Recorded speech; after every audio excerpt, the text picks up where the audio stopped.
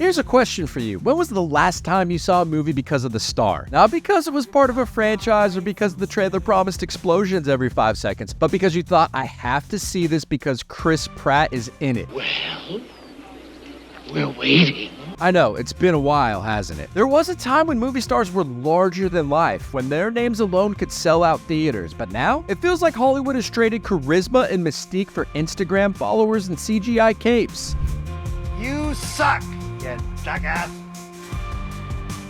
Howdy, and thanks for clicking on this video to see what this jackass has to say. I appreciate you. So today we're diving into what exactly happened to the movie star. Is it social media, franchise fatigue, or is it that Hollywood really doesn't know how to make stars anymore? Thanks for joining me. Let's break it down. So back in the day, movie stars were like mythological creatures. You didn't know or care what Audrey Hepburn ate for breakfast or how Paul Newman spent his weekends. They were mysterious, untouchable, and that's what made them so magnetic. Studios carefully curated their images, crafting personas that felt larger than life. But now, social media has completely bulldozed that wall. Today's stars aren't just actors anymore, they're content creators. They're posting selfies, sharing workout routines, and doing TikTok dances between takes. And while I do think that makes them more relatable, I think it also makes them less special. Take Ryan Reynolds, for example. Outside of all the controversy, I think he's pretty damn funny on Twitter, don't get me wrong. But when you see him cracking jokes about his gin company every other day, it becomes harder to see him as anything other than Ryan Reynolds TM. And that's not just him, it's everyone. Chris Hemsworth's out here posting his protein shake recipes. Hell, even Meryl Streep probably has a Finsta somewhere. Don't get me wrong, I love seeing Timmy's cat as much as the next person. But when you know everything about someone's personal life, it takes away some of that magic.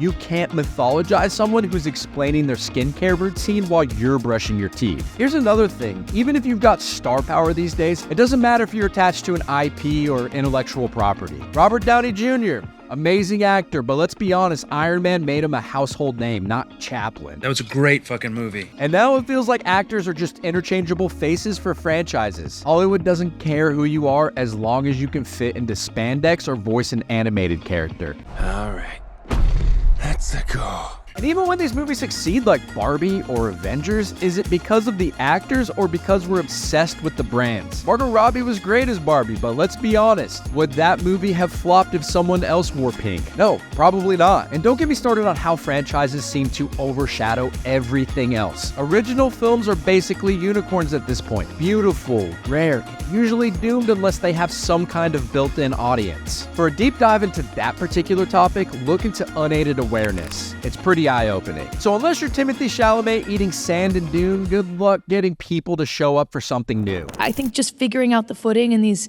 changing times of social media and public personality, and also how difficult it is to get things made.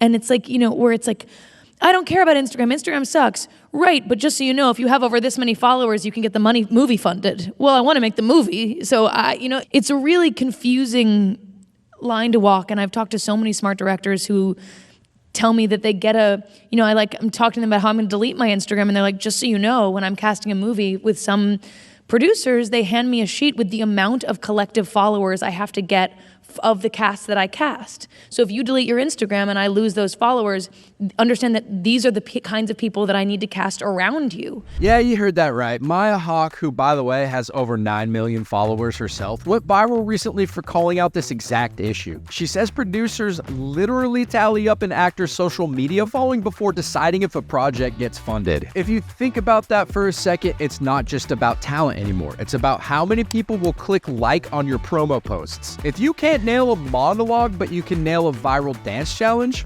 congratulations, you might just land your next big role. It's like the producers put out a casting call that reads, wanted, lead actor for gritty drama, must have emotional range, and at least 5 million followers. It sounds ridiculous, but honestly, this is where we are. It doesn't stop there. Studios aren't just relying on social media metrics. They're letting algorithms make decisions too. Why trust gut instincts when data can tell you which 27-year-old has the optimal jawline to Twitter follower ratio? I think we've reached the point where even nostalgia is being outsourced to technology. Why hire new talent when we can just deepfake Harrison Ford forever. And let's not forget how influencers are stealing Hollywood's thunder entirely. Why watch Jason Momoa swim when Mr. Beast is out here curing blindness on YouTube? The charisma war isn't just about actors anymore. It's between traditional stars and internet personalities who can connect directly with their audiences. So here we are, the age of follower counts over film credits. Is this the death of the movie star? If you were to ask me who the biggest movie stars are nowadays, I mean, I'd probably narrow it down to a list of 1 or 2, maybe 3.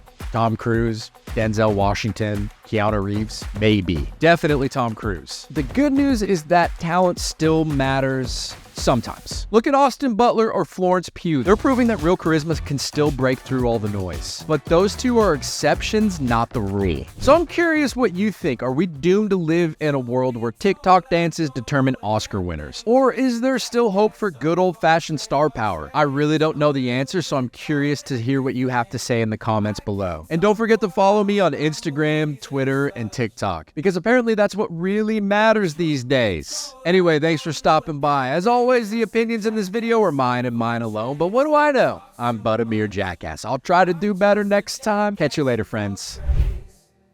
That talks too much. I'm just a jackass of all trades. Don't know shit. I'll keep on talking, acting like I'm so legit. From politics to sports, I'm spout.